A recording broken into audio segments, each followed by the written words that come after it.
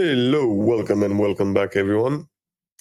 Tonight, I actually don't feel that good. I'm a bit under the weather, so I said to make everyone's life easier, especially mine, I shall react to some short YouTube videos, whatever comes to the For You page or however it's called. I will let the algorithm dictate our viewing for tonight. And to understand how bad, how screwed up I am at the moment, apparently I was talking all by myself in front of a camera for the past, I think, like 20 minutes, 25 minutes. I didn't realize that I'm not live. So, yeah, it is what it is. You do what we can. We do what we can with what we have. Okay. Because I'm doing this live, I'll try to give shout outs to as many creators that I can. Okay. And this is Jennifer Harrison's show. Okay. Michael, who do you think is stronger in a relationship, a man or a woman? A woman. Okay, tell me why. Well, it takes 6 men to carry a man to his grave, and only one woman to put him there. Oh, no, he didn't. Man, where does he come up with those? But that's good. That's so good. The guy deserves a Purple Heart. He definitely deserves he told her the truth. He is truly wise. Preach. Oh, man. I mean, That's sweet. Oh, yeah, she was adorable. If you end up at the top of the hierarchy and you're in a situation where you're making the choice to help the people that work for you, help them by doing the most menial task. Yeah, It's a great way to send a message that you're never going to ask them to do something you're not willing to do yourself. that's good. If you end up at the top, That's really good.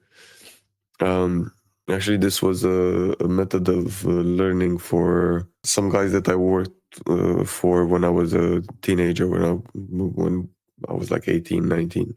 Don't even know if that's considered a teenager anymore. Anyway, basically, in order for them to take over the family business or that part of the business, their parents made them work in the worst position. So they started bottom up. It was a restaurant, so they started as like cleaners, washing dishes. After that, they got promoted to runners, and it was freaking amazing. And for me, for example, if you had like a busy Saturday and I was off and they would call me, hey man, can you please come and help us out? We're super busy, it's smashing, come here. The fact that I was coming, tired, maybe semi hangover as well, because it was a Saturday night after all. And I was going and I would see the boss, because he would have gotten cold as well, the owner, and he would be washing dishes for the whole restaurant. I was like, bro, yeah, it's fine. I really want to work with you and for you. And I was like, why are you doing that? It's like, I'm too drunk to do anything else. They called me, I was in the club, bro, so it is what it is. I came, I'm doing dishes, I can barely see. It doesn't matter. The guy was coming there and doing it. But he said as well, it's like the fact that he had the education that he had, and he's seen how hard it is to work in every position in his business. That helped him a lot. This is how any manager gets my utmost respect. Yeah, I'll personally go out of my way to make sure they don't have to do it again. It's not about that. It's not even, yeah, you will try to go out of your way for everything to go well. But the fact that you know that he has your back when you actually need it, that brings respect. I really think that respect has to be earned, not given. Absolutely never act like you're too good to do something like take out the trash, empty the break room dishwasher, or start a fresh pot of coffee. The way you treat people inspires loyalty. Really, really true. What you do for a living? I make films. Oh, you like Yeah. to make movies? Yeah, I like to make my own movies. So where Yeah. can I see it? Like in the nearest theater? On YouTube, Netflix? You can see it on your nearest phone. OnlyFans. Of course. Oh, What you do for a living? Haram, I very make haram. films. I like the way she's describing. Oh, I make films, but it is haram. This is definitely not halal. Okay.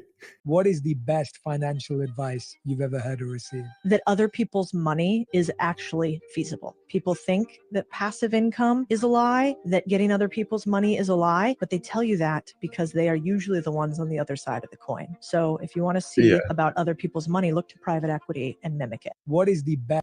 Okay. I actually started to think a while back that in order to be financially okay, it doesn't matter what your job is, what your income is, you need to start thinking of yourself as a company. It's like if you try to sort out your finances and think to move all of your financial parts in your life just like a company would, then you might have a chance. And don't get me wrong, you still have loads of companies that go bankrupt. So yeah, but at least start doing your research. Use ChatGPT, use Grok, use whatever AI you want. Get some help. It's easier and easier to get some help. That's because a lot of people tell you, oh no, it's super hard. There's nothing important in life is that easy. So you do what you want. I'm about to go take my life right now. You have no idea. I'm coming to escape my problems one last time. You're dumping them on me. And he looks at me and he says, I love my wife, but she doesn't feel the same about me. There's no growth in a relationship if the love isn't mutual. And when Yeah, true. he said that, it was like time stopped and all these scriptures I had learned when I was younger flashing through my brain. And I realized maybe I didn't know that God loved me because I didn't give myself a chance to love him back. And so I freak out, I run into my truck and I cry out to Jesus. I said, Jesus, if you're real, take away my anxiety and depression because it feels like an incurable disease. And so that night, Jesus took away my anxiety and depression. And instead of taking my life, I gave my life to somebody who wanted it. And ever since that day, I tell people about Jesus. Okay. Good on you, bro. Too many men, because it's mostly men, I think, percentage-wise, just take their own life. And yeah, it's hard. It's quite hard. But this is the important one. I gave my life to somebody who wanted it. If you're not wanted in a relationship, there's no point. At some point we need to learn that we have to move on with our lives, no matter how hard it seems in that moment. This is why testimonies are so important. When I was 12, I had a sickness that was supposedly incurable, and my family and I were really scared. A man came to our house, said that he was sent to pray for me. Okay, cool. I don't know why I'm not that religious, so I'm good. But yeah, this is a good life advice anyway. It works with friends, it works with wife or husband or whatever. So it's not only about the religion. My husband works a job that he has to be in person, so he's not at home during the day. Okay. He makes about 2/3 of our income. I do also work full time. However, I am fully remote, so I am at home all day, and I make about 1/3 of our income. We have 2 children, 2 Why does she start with the money? I don't get that. daughters, 2 under 2, and I watch them from home while I work remotely. Good God Shit. almighty. You can't do And that. so I have a very flexible job. I'm able to keep up. I don't miss deadlines. I'm not in any sort of I had a neighbor who used to do that. Man, she looked so devastated and tired and destroyed. And she never really complained that much. I never hear her complain that much. And on the other hand, you have loads of women that don't work or they do get help from family and something. And they still bitch about everything. like trouble at work or anything like that. So it is working for us. The cost of childcare is ridiculous. Hold on, can I and stop you? Can I so- interrupt you? Oh, it's so rude Yeah. of me. Can I interrupt you? Yeah, It's not absolutely. working for you. It's Can I- not working for me. No. Can I tell you how I know that? Okay. You started off by dividing up the income. My That was my question. Why did she start with the income? Even though I get it, man, it's like childcare and all of those are really, really bad. And especially until you end up at least sending them to kindergarten or anything is destroying. At some point, I was doing the math when my kid was smaller. It was making more sense to stay at home and not work rather than pay a nanny or something. You were making more money, saving money actually. I did it for 2 years with my kids. It tore me down to the bone and left me bitter. Oh yes, definitely. I'm so sorry and yet feel so validated by this comment. Okay. I feel like I'm withering away and then feel guilty for not feeling like I'm managing things well enough. That's why I say, I don't know. I think a lot of women go through like the depression part after birth as well. I've seen women crying because they didn't manage to have a natural birth. So it's like even from those kinds of things. But life's hard, and what she's doing is really freaking hard. Taking care of two kids while working, it's freaking hard. Problem with our society is it's not like 60, 70 years ago or whenever when if the guy went to work, it's okay. We can afford everything, baby. Don't worry, you stay home. It's like, I know all of these movements with feminism and all of that are coming from we want to be independent. I would actually tend to think that it's mostly because the economy needs people in work. So we all need to work. And where was it? I think Saudi Arabia or something, where they were like, oh, you know what? We kind of need women to work, so let's let them work. After a while, but women are still not working. What's going on? Well, they're not allowed to drive. Well, okay, so let's give the woman another right. Let's allow her to drive now because we need to. I don't know if it makes sense what I'm saying. I might be off by a lot, but still. It's like, I don't think a man usually would mind going to work and earning enough that the mother of his children doesn't really have to work at all. I wouldn't mind if I could be able and also to afford it. And don't tell me everyone is going to be a big G, because not everyone is going to be a small G, big G. That's bullshit. Everyone is a hustler.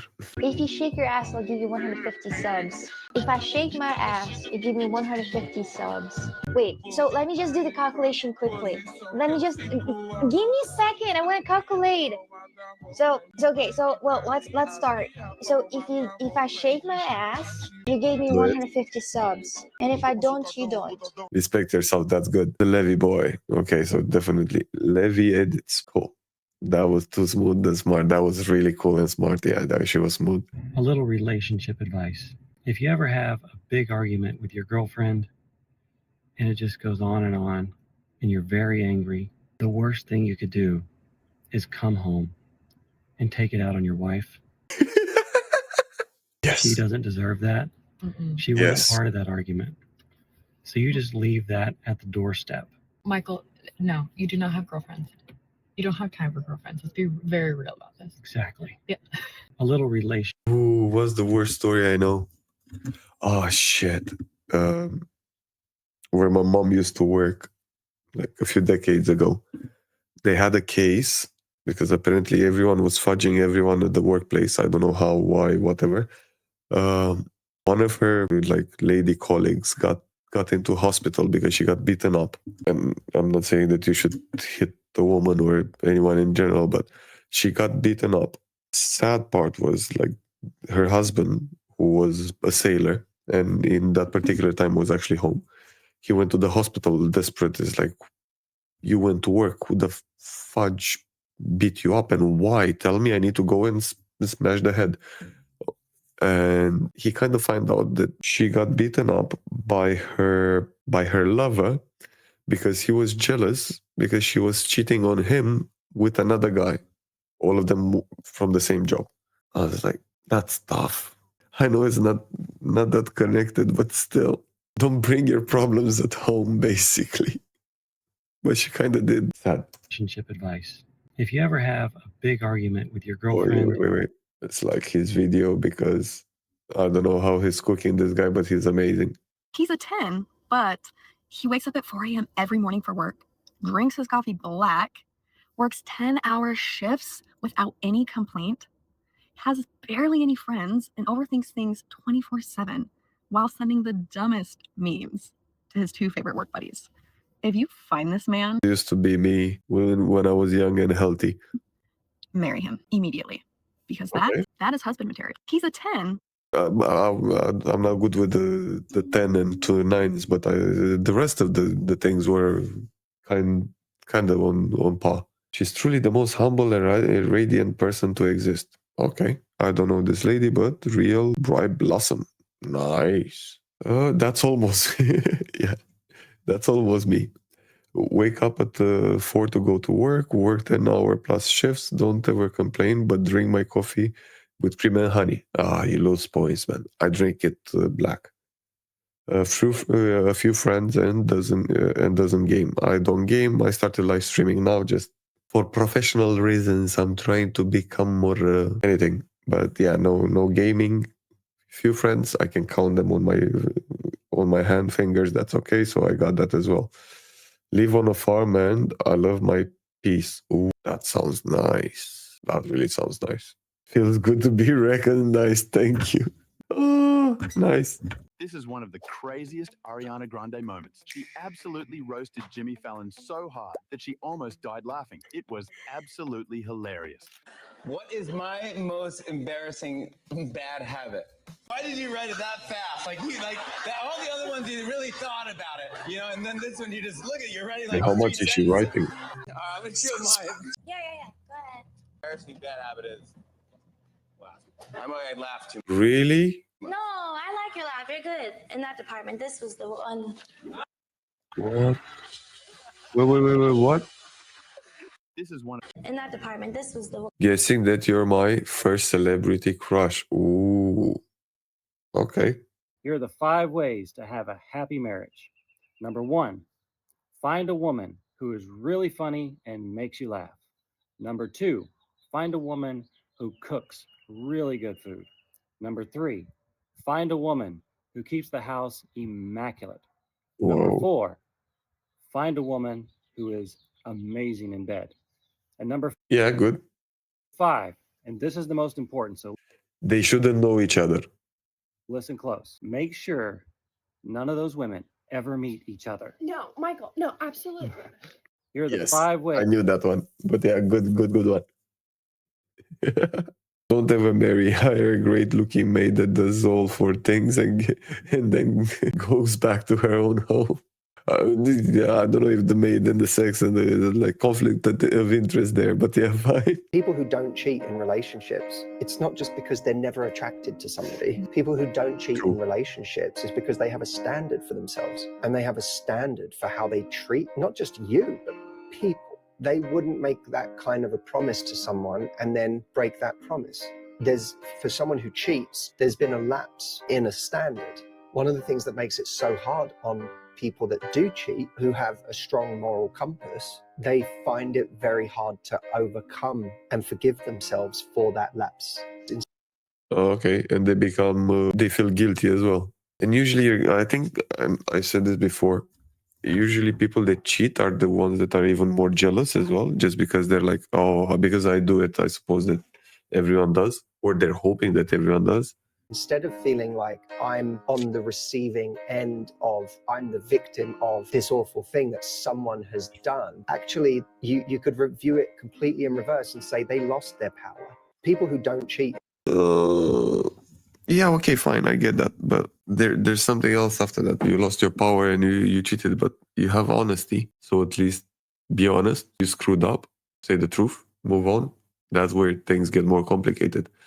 And there was that thing that actually surprised me with men cheat, women actually go in other relationships. Not all the time, but that's like apparently more often. So they lose it, but how much do they lose it if they actually start relationships on top of the one they already have at home? So I don't cheat. It's a choice. But I saw my mom cheat on my dad and saw his pain and heartbreak. Okay? And I would never want to hurt anyone like that. Plus my dad taught me to value myself, and I saw my dad have friends and never cross any boundaries. So I have done the same. Yeah, cool. Loyal people who don't cheat are seriously the most healthiest, high-value people in the world because they are special and rare. I think they start to lose their purity and everything the moment, like if they get cheated on, especially if it happens in more than one relationship. And on top of the things that he said, I would add the part with depends on what stage the relationship it's in. So if the relationship is already on really bad footing, the chances of one of them to actually fall over and into someone else, I think, are higher. So figuring out how healthy is your relationship, that might be a big thing as well. Not sure. Girls think that they want to date a high value man until he starts calling you out for not taking responsibility, before he starts holding you accountable, before he has higher standards for you than you have for yourself. You're talking about, oh, date a high value man. This is what you do to have to attract a high value man. But I've never heard anyone talk about like actually dating a high value man takes a totally different kind of woman. It's not for the weak. I have other friends who are dating like very loving, very successful, perfectionist, ambitious men, and it is not for the weak. Girls think that they want to date. Yeah, I would suppose not. Let's see. Hey, Celeste, can you please be short and to the point? Define for me what's a high value man in 2025 standards? Sure. A high value man in 2025 is someone who's self aware, emotionally intelligent, financially stable, and maintains healthy relationships. That's it? Yep, that's the essence. Okay, and what's a high value woman then? A high value woman? Same deal. Self aware, emotionally intelligent, financially independent, and nurturing healthy relationships. Okay, simple enough. I'm definitely not a high value man then. Moving forward. Congrats for the ones that are. But at least I know what I'm working towards. What this woman is describing is a normal adult behavior arising from normal adult expectations. Yeah, how far we have fallen. Indeed. And for me, what was always pissing me off is, oh, I want ... Like, okay, what are you willing to do about it? I want it. Shit don't go like that. It's like, oh, I want a house. Okay, fine. What are you willing to do about it? Work on your credit score. Put money for a deposit. Take some extra hours. It has to be something that you have to move your tushy as well. Otherwise, shit don't work. But yeah, I think a lot of people forget that. Not only will a high-value man judge and call you out, but his circle will see right through you too. Yeah. I'm not a high-value man. I don't consider myself a high-value man. But my small circle of friends, they're 99% of them high-value man, if you go by her definition at least. And if I ever want an opinion about a woman and we go out, I would go out with the whole group. And after that, trust me, they would tell me. It's like, bro, run away, don't run away. And before you tell me, oh, you're going to let them judge, I learned the hard way that whenever they told me to run and I didn't, I fudged up so badly and they were so freaking right. It's impossible. So even if I don't have to like run away from a relationship because they say, at least I'm going to start looking for that. Maybe it's something I'm missing. Are there any flags anywhere? Was like, where are they hiding? What did they see while I was in the bathroom or something? So My husband doesn't know what's going on. The other gentleman does know that I am married. fudge. Where's the bro code? Weren't we supposed to have like a bro code or something? And I don't want to leave my husband, but I don't want to break things off with this other gentleman either. What did I just say like a few videos back? Women go in relationships. They don't go in like they're not cheating. They're just like having more than one relationship. So let me give you another side to this, okay? So number one, I don't think you love your husband. I don't. I think you love the idea of the security that 7+ years of quasi-stable relationship brings. I also think deep down you understand that you are with somebody of so little character. Definitely the guy that she's cheating her husband with doesn't, definitely, I can't say 100% for anybody, but I don't think he respects her that much or values her that much. As long as you're willing to share with no problem and you know that she's in a relationship with someone else, I don't think no. He doesn't mind blowing up another family so he can hook up with somebody. Yeah, it's sad. So I think you found yourself in a pretty dicey moral dilemma. My husband doesn't know. That's not even dicey, man. That's divorce right there. She didn't find herself in a moral dilemma. She put herself in a moral dilemma on purpose. Yes, indeed. Hello, chat. How you doing? Nailed it. She doesn't care about anyone but herself. If you talk with her more than 5 minutes, she's gonna say that she's the victim. most likely. She's with somebody of so little character because she is somebody of so little character. They deserve each other.